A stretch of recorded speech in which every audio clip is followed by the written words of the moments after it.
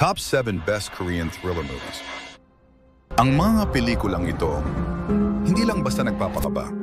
Sila yung tipong pagkatapos mong panoorin, tititig ka lang sa kisame at iisipin anong nangyari at bakit ganito ako ngayon. Number 1, Memories of Murder, 2003.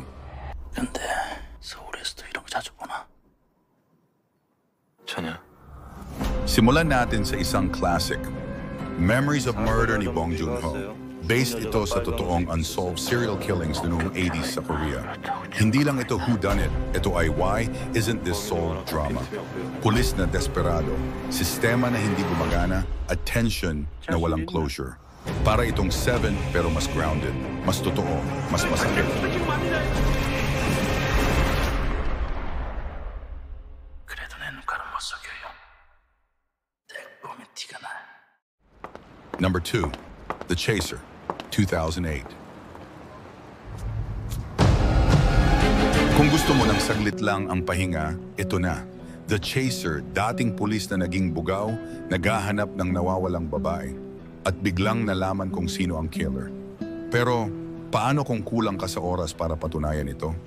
Grabe ang habulan dito, literal at emotional. Isa ito sa mga pelikulang hindi na nagpreno simula umpisa.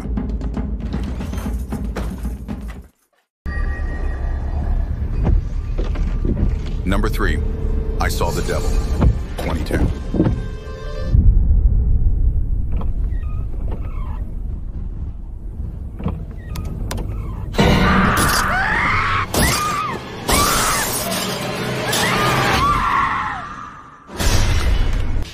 Now this one, brutal.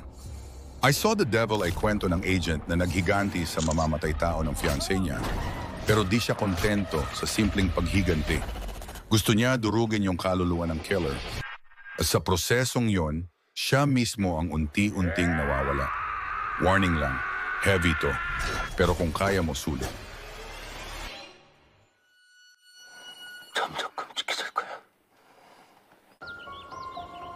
Number 4, Silenced, 2011. 이제 혼자구나. Huwag kang mag-expect ng action, 틀림없이 pero 건강도 expect 좋아질 mong 거야. mabibigatan ka. Silenced is based on a real case of abuse sa isang school for the hearing impaired. Ang twist, hindi lang mga abusado ang may kasalanan, kundi pati ang sistemang dapat gumagawa ng hustisya. Di lang ito thriller, isa itong pagmulat. 배구치가 사라져. Number 5, The Wailing 2016. 요새 자꾸 동네에서 사람 죽어나가는 거. 싹 다 그 일본 양반이 오나 새끼 일들아뇨. Nandito naman tayo sa psychological horror thriller, The Wailing. May mga sunod-sunod na pagpatay sa isang baryo at walang makapagsabi kung anong sanhi. Sakit ba? Sumpa? O may mas malalim pang puwersang gumagalaw? Pag pinanood mo ito, maghanda kang malito at matakot. 그 그놈이랑 뭔 연관이 있는 거요? 그냥 반 사람 아니오. Number 6, Forgotten, 2017. Kung gusto mo ng plot twist na mind-blowing, ito ang hanap mo. Forgotten. May lalaking kinidnap tapos bumalik, pero iba na siya. Habang sinusubukan ng kapatid niya na alamin ang katotohanan, unti-unting lumalabas ang masakit na sikreto. Mas maganda to panoorin ng walang spoilers, kaya di ko nasasabihin ang twist.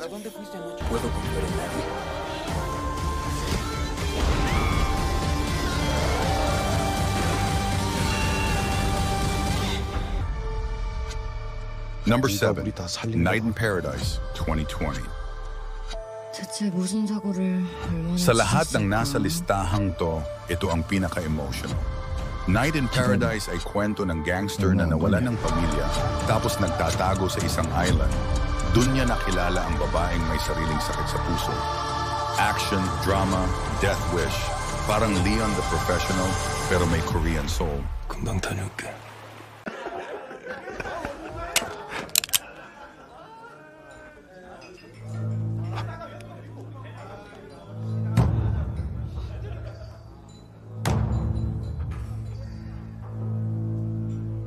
술맛 떨어지게. 족발 치워 새끼야. Sa totoo lang, ang daming magagaling na Korean thrillers. Pero itong pitong to, lahat sila may isang bagay na pareho. Hindi lang sila basta kwento, karanasan sila. Kung gusto mo ng takot na may lalim, karahasan na may saysay, at mga twist na hindi mo malilimutan, panalo tong listahang to. Napanood mo na ba ang ilan sa mga to? Anong K-thriller ang dapat isama sa susunod kong listahan? Comment mo lang yan. Gusto ko ring marinig ang review mo. Subscribe for more thrillers, chillers at gulo ng isip. Muli ako si Don Sinesuri and ito ang review ko. Review mo. Review ko muna. Ikaw naman.